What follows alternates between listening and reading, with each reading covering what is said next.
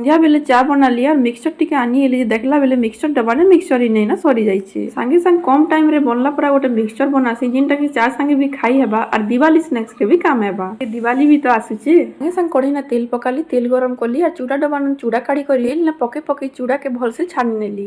तारपरे डब्बा न काजू बादाम बाहर कली काजू बादाम के भी तेल ने सुनेली कलर आसपा पति छानी नेली तेल बाहरी हेबा बोली करी ताके गोटे चालनी ना रखली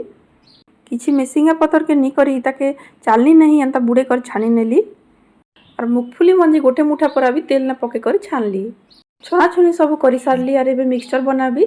छानी सारला परे मुई पेपर ने रखी थिली चूड़ा ने थिबा जेतकी सब तेल पेपर सोसी नीचे आपण मान देखि पारुथिबे चूड़ा और भाजी कर रखी थिबा जेतकी सब जिनिस के गोटे जगह ने ऐड कली तार पछे इतने जीरा पाउडर धनिया पाउडर लाल मरीच पाउडर आमचूर पाउडर और नून और ब्लैक सॉल्ट टिके पकाली गाठिया मिक्सचर गोटे मुठा पर पके करी भल से ताके उधले उधले करी मिसे नेली संगे संगे 5 मिनिट लागला मके मिक्सचर बनाबा के चा संख्याबा के निके खूब बढ़िया लागसी इटा एयरटाइट कंटेनर में रखले तो मास मास भी चली जेसी संख्या वाला मोर मिक्सचर तो रेडी ही गला। आपण माने बतन ई रेसिपी केनता लागला।